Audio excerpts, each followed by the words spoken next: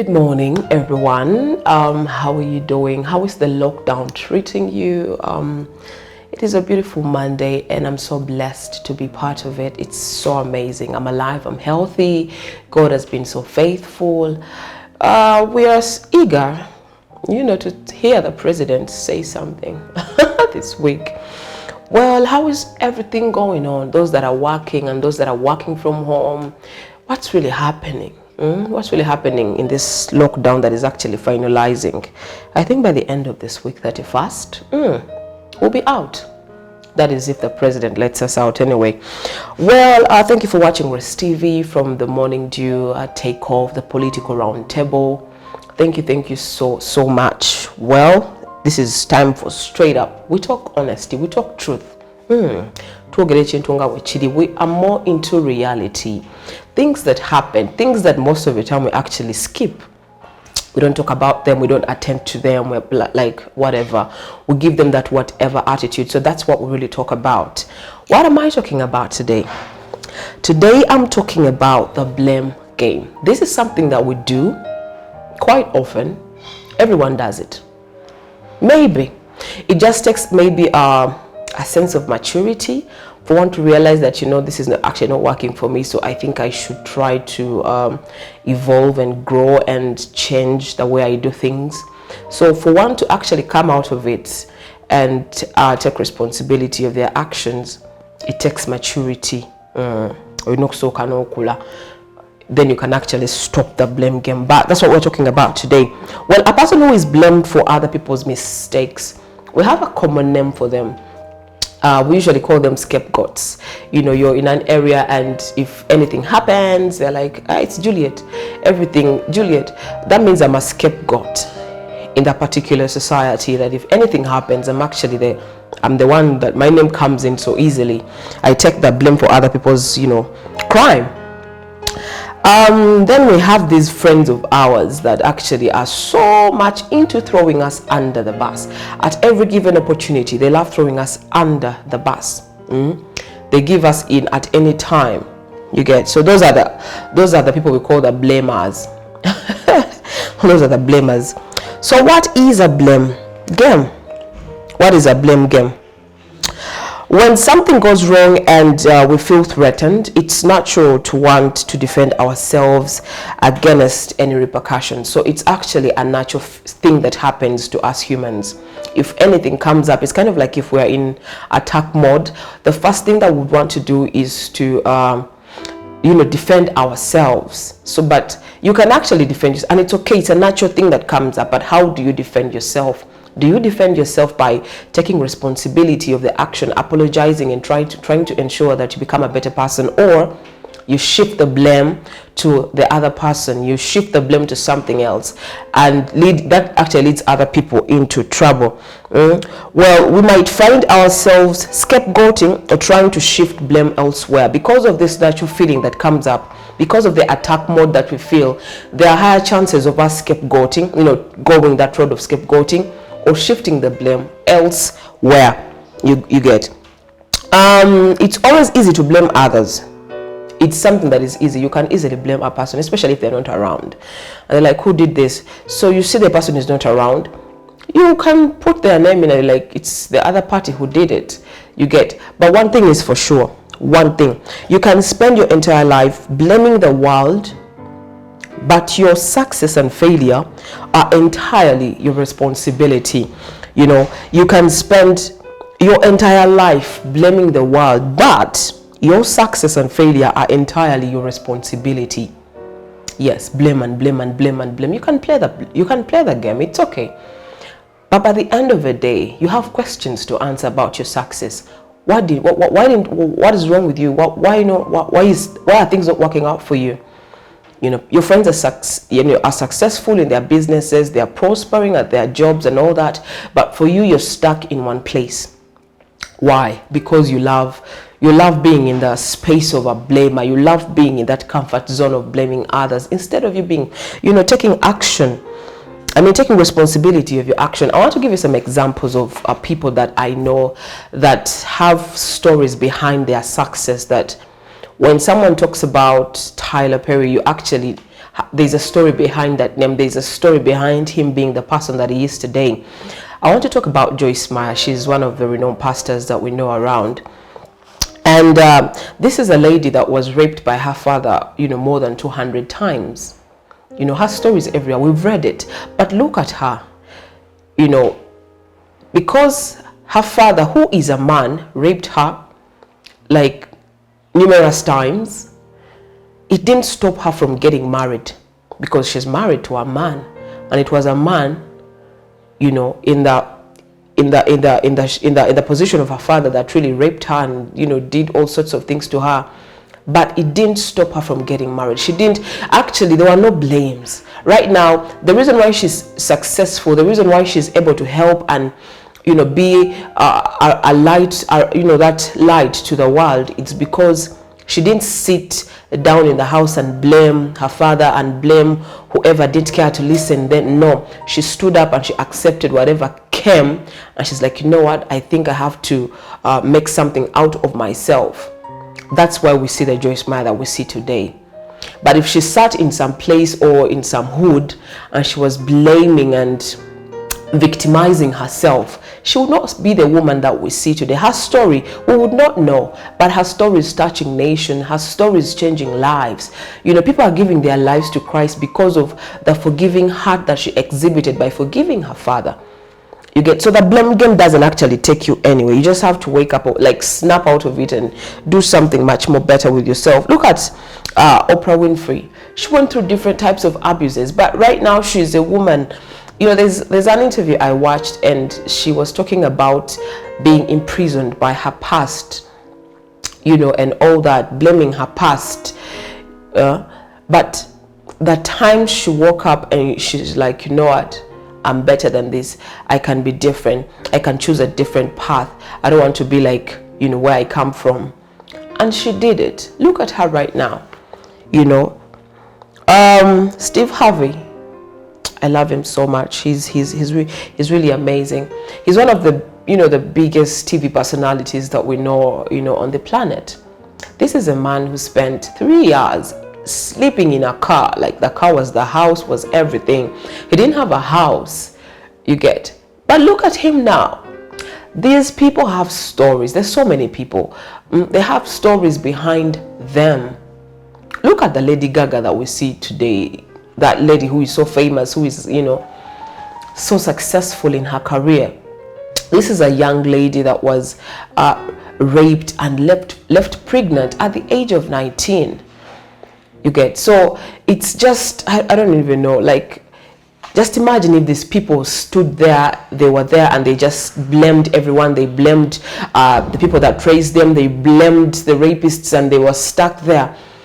Trust me, they will not be the people that we are looking at today. They would not be the people that we are looking at. But because they decided to be different, because they decided to choose a different path, because they decided to be better citizens, because they did not let their past deprive them of the future, they stood out.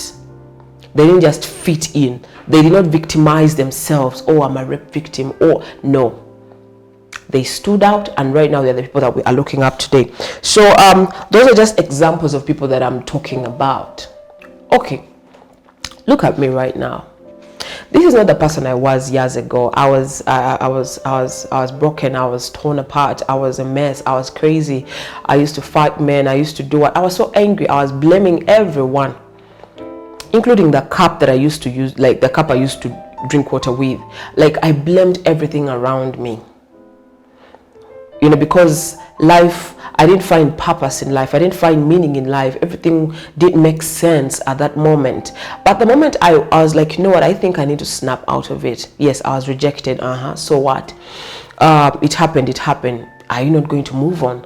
You need to eat, you need to survive and all that. So that means you need to snap out of whatever you think is causing the problem or is the problem, and just do something better with yourself.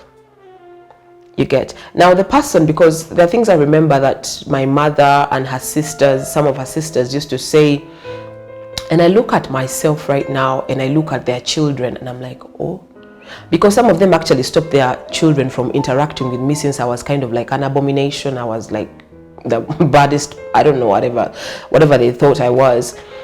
So I look at me and I look at their children. I was rejected. But now they even want to interact with me so much that I don't even have time for interaction with them. You get? But back then, no one cared. It's because I worked upon myself. I realized that, okay, yeah, this has happened. The rejection is there. So what next? Am I going to blame my mother for the rest of my life? Am I going to blame my father? Am I going to blame the slums I grew up in, back in New Zealand? Oh my goodness, I don't want to remember that side. Oh goodness. Well, so basically giving you all these examples and giving you an introduction about the blame game, I want us to mainly talk about why do we play the blame game? Why do we indulge in it? Why do we think it's a fun game to play? One thing I want you to note, when you start the blame game, there are no winners. Don't expect a win. No. You're not going to win anything out of it. So just know you're doing it all in vain. You're not going to win a thing because there's nothing to win.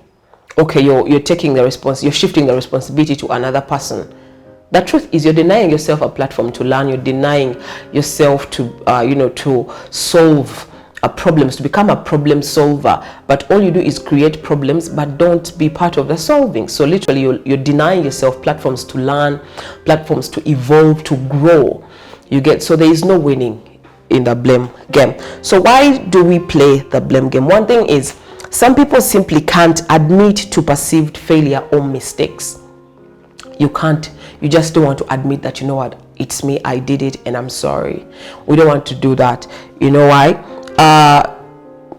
One thing, it's because blaming people is kind of like a defense mechanism.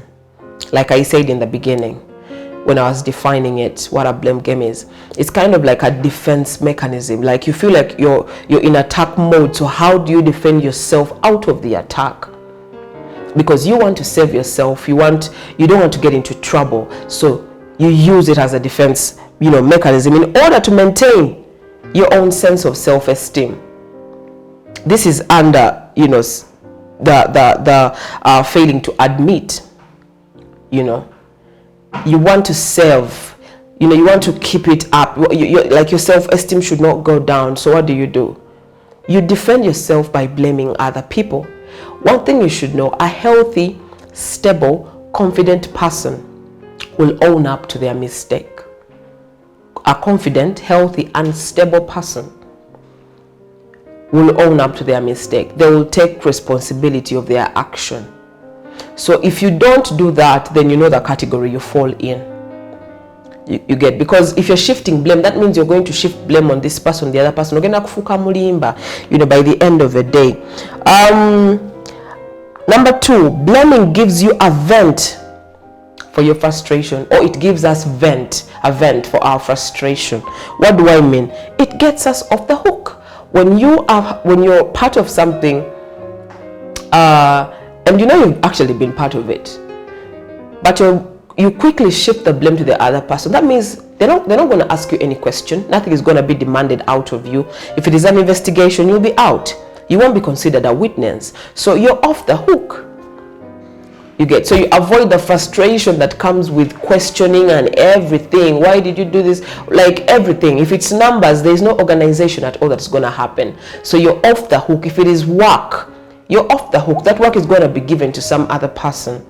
You get what I'm saying? So this, because it's kind of, it gives us a vent for our frustration, this misdirects people so we look innocent. It misdirects people that, you know what, I didn't do it, the other person did it, So these people will turn their faces and look to the other party. Why did you do it?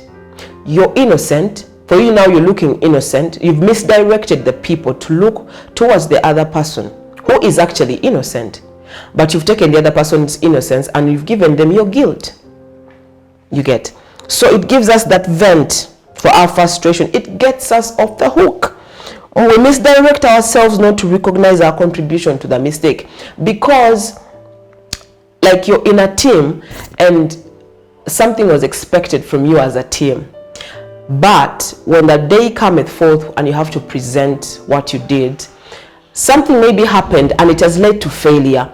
Because of that, questions are going to be asked, and you will be like, I did my part, I did this, but I woke up early.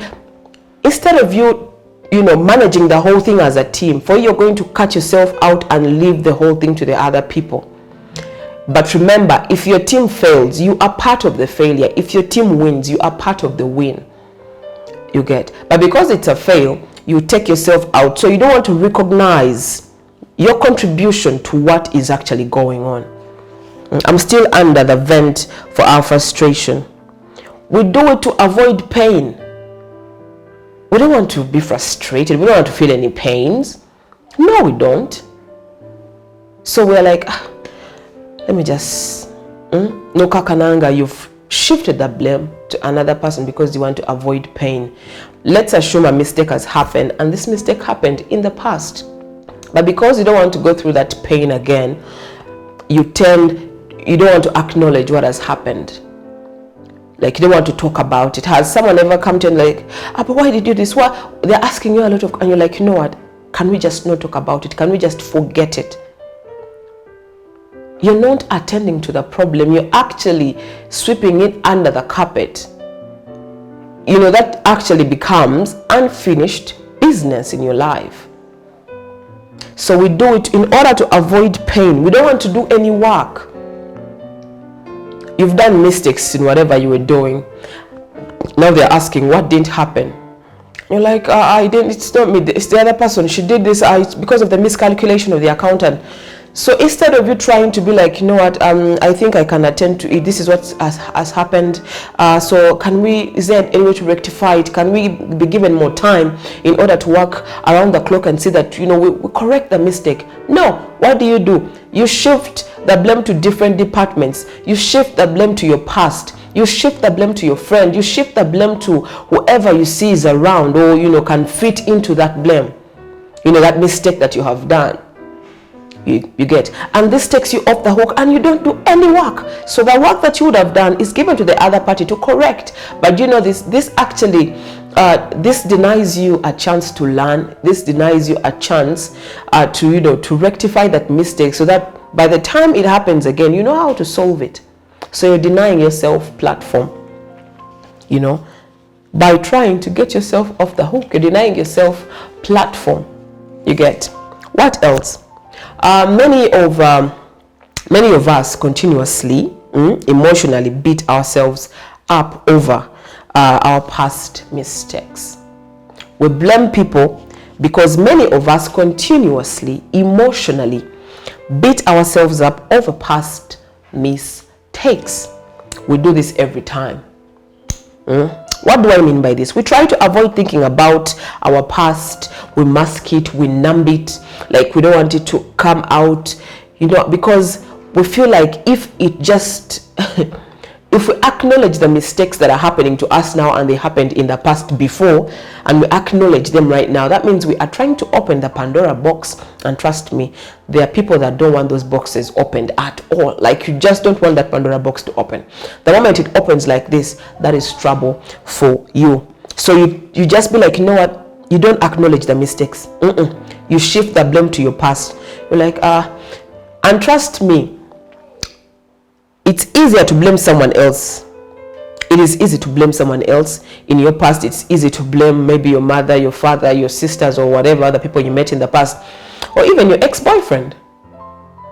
Maybe what's transpired in the other relationship has transpired again, and then your friend is like, but why? Maybe you've dated like 3 or 4 times, and they're like, but why is it the same thing?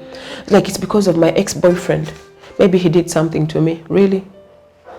And one thing you should know, that if you can convince yourself very well that, you know what, this happened because of this person, this happened because of what happened in the past, trust me, you can easily convince the people around you, and they'll believe your story. If you convince you,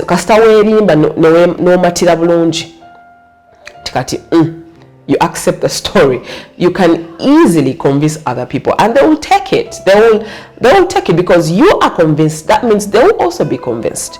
You get? So because of our past, we don't want to talk about it, we don't want to share it, we don't want people to know about our past and all that, we tend not to acknowledge the repeated mistakes in our life. You get? What else? We blame other people because the brain loves instantaneous gratification and wants to feel better at that particular moment. Instantaneous gratification. It's kind of like a sense of satisfaction, a sense of feeling good. So you do that in order for your brain to feel better at that moment. What do I mean by this? Just imagine you're moving on a stairway, you're walking, maybe you're on your phone, you're WhatsApping, you're texting, you're doing selfies, you're on your Instagram, and you're really busy with your phone or something else. But you definitely have something that has taken your attention. And at the same time, you're walking. Then you trip. When you trip, you immediately turn to the ground, and maybe there's a way, maybe it was constructed in a way, and then you turn to it and start blaming the ground. Why did they build it like this? Why? Like, instead of you realizing that, you know what, I think I was concentrating much more on my phone, I was not looking where I was headed, you start blaming, you turn the blame to the ground. So that is the instantaneous gratification I'm talking about, that you want, like, instantly you want your brain to feel good. You get? But when you go home or wherever, or when you reach your destination, and maybe you have a moment, 1 or 2 moments of feeling better, that's when your brain is going to wake up and actually it's going to start thinking. When you look at your toenail, maybe it's hurt and all that, and then you'll be like, I wish I moved carefully. I wish I didn't, walk while texting. I wish I didn't do this. I wish I paid much attention to where I was headed, all that. So, but it's after the blame has gone on. It's after you blaming the ground and how it, or whatever, wherever you're walking, the stairway, and all that. So because of that wanting to make the brain feel good, you do that. You blame the ground. So you can turn that into something, with people as well. What else? Nobody acknowledges their own flaws. Yeah, that is true. We don't want to acknowledge our flaws. Yet we all have flaws. But I think acknowledging your flaws takes maturity. No matter this has happened, yes. How do I deal with it? How do I attend to it? Who do I talk to? Like, instead of shifting blame, what do I do? So we don't want to acknowledge our flaws. Let me give you an example of the traffic jam saga. Look at the town we live in, Kampala. Oh my goodness. I look at people that come from Entebbe Road. There's a lot of jam early in the morning at around from 6, 7, 8. There's a lot of jam by that time. But you woke up late. You woke up late. Yet you knew you had to wake up early. So because you come and then there's a lot of jam, instead of looking at what you did, maybe when I woke up late today, oh my God, what do I do? Finding a solution to what is going on, you're going to start blaming the traffic lights, the traffic officers. You're going to start blaming everyone that is in the traffic jam like you, that they woke up late. Why didn't they wake up early? You get what I'm saying? That blame game. Instead of you being like, you know what, I woke up late today, tomorrow I'll do better. I woke up a little bit, 30 minutes earlier, an hour earlier, so that I don't get into this jam ever again. Instead, you blame every other person around, the traffic officers, no dakuba border, about taxi, about tukutuku, like you blame everyone. You get? So that's what I'm talking about. The other thing, many people do this in order to save face. You want to save your face. Imagine, you are a law-abiding citizen.